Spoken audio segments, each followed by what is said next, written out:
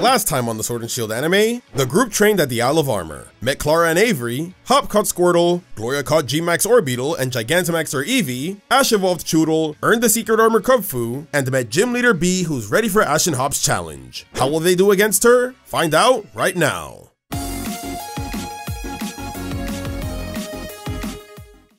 Episode 53. The group returns to Hammerlock, and Gloria receives a new Pokejob request. The Battle Cafe is understaffed, and needs people to work and accept challenges from customers. Ash and Hop take on the battles, while Gloria works behind the counter. Team Rocket were actually working here for a while to earn some extra money. They try to steal the gang's Pokemon, but Gloria steps up and sends them blasting off. In the end, Gloria completes the job and is given a Milcery for her hard work. Episode 54. On their way to Stow-on-Side, the group stumble upon an excavation site, where they meet the scientist Kara Liss. After doing some digging, the group uncovers some fossils that they're soon able to restore. In the end, Hop catches Dracovish, and Gloria catches Arctozolt. Episode 55. The gang arrives in Stow-on-Side, ready for their battle with Bee, but she's not at the gym.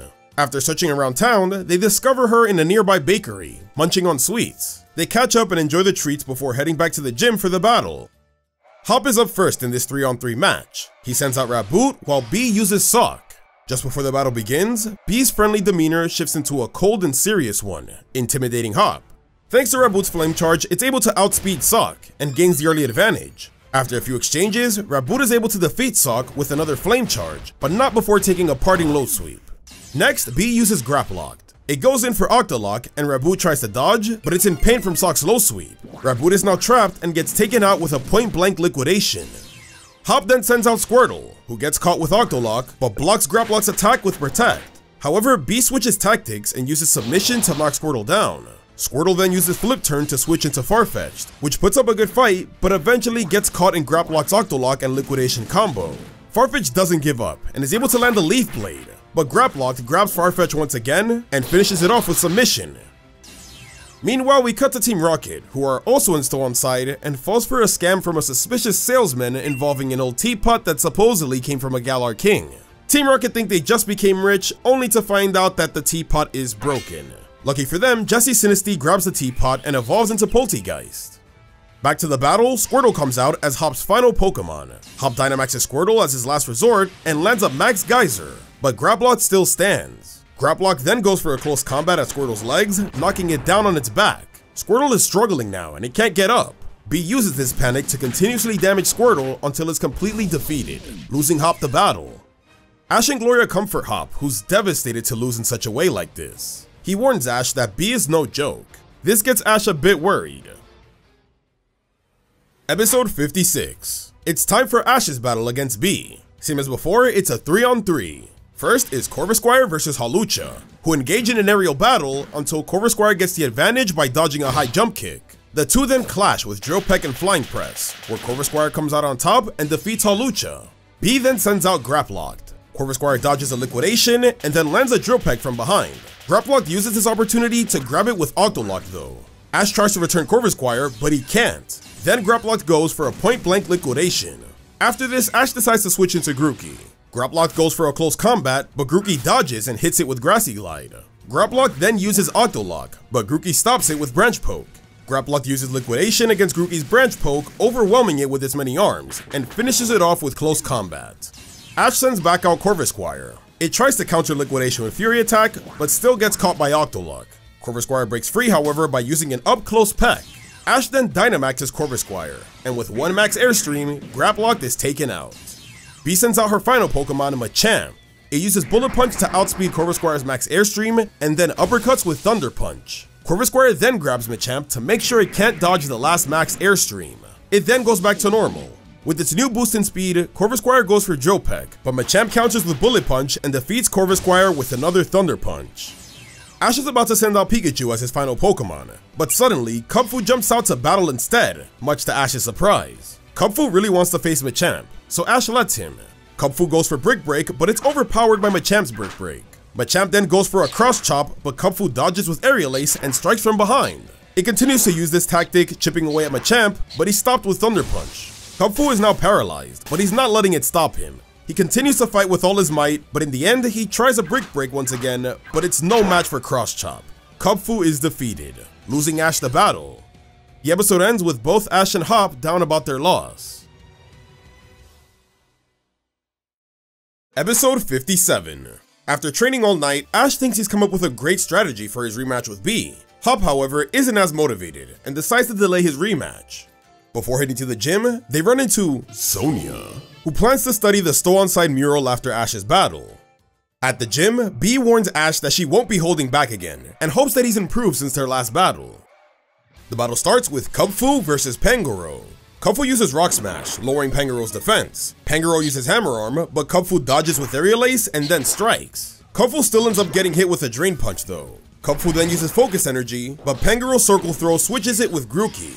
Caught off guard, Grookey gets hit with Hammer Arm, but it fights back with a Grassy Glide that knocks Pangoro down. Grookey then climbs on top and bashes Pangoro's head with a series of branch pokes, knocking it out. Bee then uses Graplock.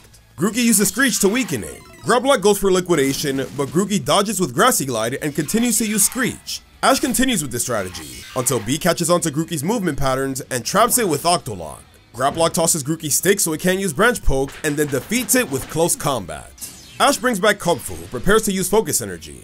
Bee uses that chance to use Octolock, but it was a trick. Kubfu switches to Aerial Ace at the last second, which does major damage. Graplock tries to catch Kubfu, but he's too fast and switches to Brick Break to finish it off. Bee is now down to Machamp, and Ash switches into Corvisquire.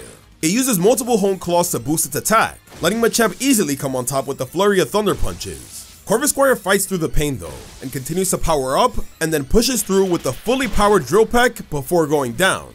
Corvisquire might have lost, but now Machamp is severely weakened. The final match is Kubfu versus Machamp, and both Pokemon are Dynamaxed, with Bee revealing her G-Max Machamp. Kubfu lands a Max Airstream, while Machamp uses G-Max Chi Strike. Machamp then uses Max Lightning, but Kubfu dodges using Max Airstream. Kubfu is getting a lot faster, and runs up to Machamp. Both Pokemon attack, resulting in a clash of Kubfu's Max Knuckle and Machamp's G-Max Chi Strike. Neither Pokemon gives in, until a huge explosion happens, and both Pokemon go back to normal. They're really weak now and are reaching their limits, but Kubfu uses Focus Energy, and now both Pokemon are ready for their final attack. Machamp uses Bullet Punch, but Kubfu dodges at the last second with Aerial Ace and lands a critical Brick Break from behind, taking out Machamp and winning Ash the battle. Bee congratulates Ash and Kubfu on their great battle, and awards Ash his 4th gym badge. Episode 58. The group now focus their attention on Hop's rematch. However, he's lacking confidence. Sonya suggests they join her at the Stow-on-Side mural to help clear Hop's head a bit. Suddenly, they hear a loud sound, and find Bede, who's trying to destroy the mural.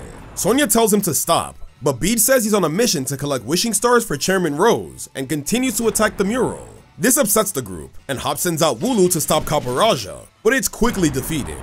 Bede boasts about the chairman's powerful Pokemon, and how weaklings like Hop won't be able to stop him. This makes Hop feel even worse. Ash and Pikachu then decide to step in and face Copperajah. Although powerful and tanky, it's eventually slowed down with Electroweb, and Pikachu paralyzes it with Thunderbolt. Bede is now livid. He tells Ash that an elite like himself won't be shown up again, so he sends out all of his Pokemon and attacks Pikachu. Gloria sends out Toxtricity to help, but he ignores her. Pikachu makes Bede's Pokemon back off though with a powerful Thunderbolt, and then Ash decides to send out more Pokemon. It's about to be an all-out brawl, but the fight is stopped by Chairman Rose and Oleana. Rose is disappointed with Bede's actions, and says he's disqualified from the gym challenge. Bede can't believe this. He starts to break down. He says he did this for Rose, to help him with his goal of saving Galar's future. Bede then runs off, and Oleana and the League staff go after him. Rose apologizes for Bede's behavior. He reveals the truth about his abandoned past and how he helped Bede get to where he is now. After hearing this, the group sympathizes with Bede and start to understand why he is the way he is. Rose says he'll handle the situation before things get worse, and then he leaves. Right after though, the mural falls apart, revealing statues depicting 2 heroes alongside Sword and Shield Pokemon, similar to the ones that Ash and Hop encountered at Slumbering Weald. Sonya takes note of this, and leaves to report this to Magnolia.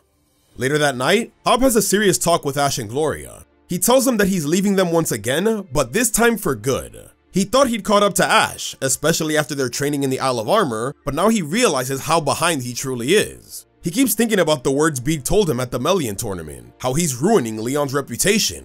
He feels bad for not being picked to battle for the blue team at the Isle of Armor, he's embarrassed about his loss against Bee, and he couldn't even stop Bede from destroying the mural. Hop is feeling utterly worthless. Ash and Gloria try to convince him to stay, and even offer to help with his training, but Hop's mind is made up. He says in order to surpass his brother, he has to stop relying on Ash and must step out of his shadow. Hop then leaves the group and travels on his own.